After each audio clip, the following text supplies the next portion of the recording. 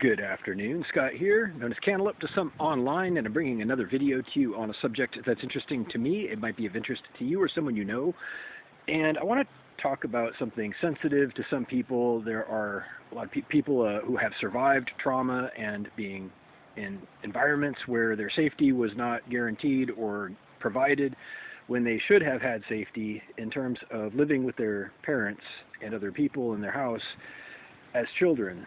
I want to talk about this a little bit because I am sensing there's a lot of opportunity for people to understand the situation better.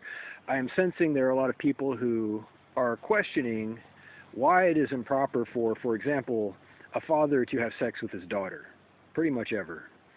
I want to explain it because I'm guessing people don't understand. Some people do not still understand this. I mean, instinctively it should seem wrong, and most of the world, I'm quite sure, sees it one way, that it's improper to have sex with your kids. It's improper to have sex with your siblings because, well, besides genetic reasons, there's another problem. The problem is you're not married and you're living in the same house. And I'll explain why that's a problem in just a moment. But for the specific example, awkward though it may be to discuss, of a father having sex with his daughter, some people say, what's the harm if she's happy? That's a fair question. Honestly, it's a fair question. If she's healthy and happy while she's living there, it's debatable that there may be no harm. It's actually a valid question. However, you're taking the choice away from her. This is what I mean. We're born trusting, each and every one of us, out of necessity. We're born needing to eat and be cared for and to be safe and protected by our parents and caregivers, by our teachers and our, law enforcement people, are, all the people that we depend on growing up, and they are very much a dependent. And this is where the argument breaks down if she's happy and healthy, because you have stolen her choice away. You have stolen her choice away. Never mind contraception. Never mind the hazards of, a broken condom or whatever. Never mind the absolute nightmare mess that will come out of that. I'm talking just about the principle of it, where she has fewer options because she has less incentive to look around. She has less incentive to branch out, to look for people who might be interested otherwise, but who categorically would not be for very good reasons if she's sleeping with her family. If that doesn't make sense, I want to put this another way. So I believe that most dads, before they're programmed by these cults or communities who indulge in this stuff, and unfortunately they exist, these dads would do the right thing. Except, can you guess why they don't? I'll give you one option. Alcohol. You think when you drink, you lose your inhibitions. You lose your planning, your ability to impulse control. You lose all impulse control and all bets are off. If there's a warm body near you that you're attracted to and you're smashed, what do you think's going to happen? So the next day, here's where it gets nasty. The next day, this father who has just raped his family, and it happens, I hate to say it, he's going to rationalize it. Okay, this is the next step. He rationalizes it. He says, it's okay because if I didn't, whatever he says is going to boil down to one thing. Because if I hadn't done that, I would have to give up alcohol. 9 times out of 10, I guarantee you, alcohol is in the mix at some point. If I choose to control my impulses, then I can't get drunk. And that's the bottom line, isn't it? I can't control my impulses around my family, or else I'd have to be sober all the time. So, in conclusion, this isn't going to be a super long video.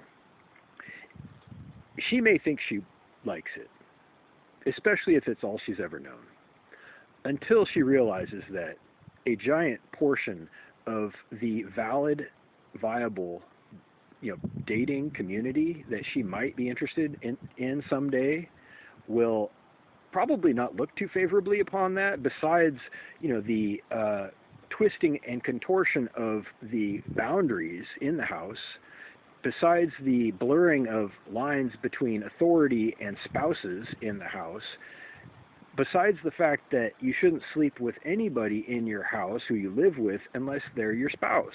Okay, it's that simple. It really is that simple. I think that people make it way too complicated.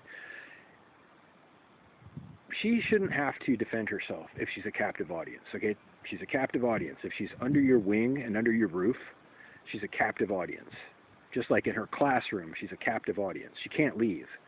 She gets charged with truancy, and the parents eventually go to jail if she tries to leave the school. So obviously the teachers can't just shoot fish in a barrel. Although that happens too, doesn't it?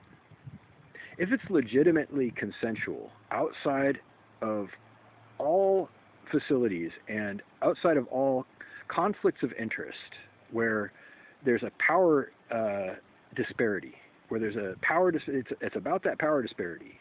It makes it inappropriate. It makes it unsupportable, and it cannot be justified if there is a big enough power disparity, such as you find in a classroom, such as you find in any institution or in a house with your own parents. You can't say no, or else suddenly your safety is in jeopardy, potentially, and that's an unfair amount of pressure. It's called coercion.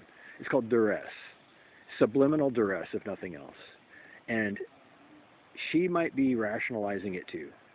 There's something called Stockholm Syndrome, if you're familiar with it.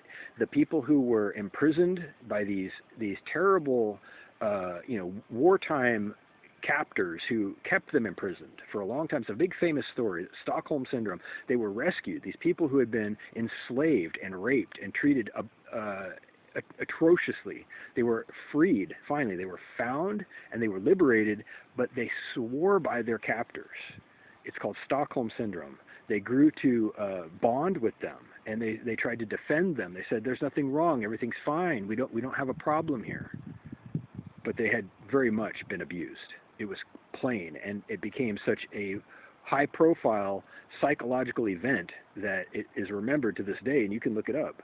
These people were living deplorably. They were chained to stovepipes. They were being raped, and they said that they wanted it all the while.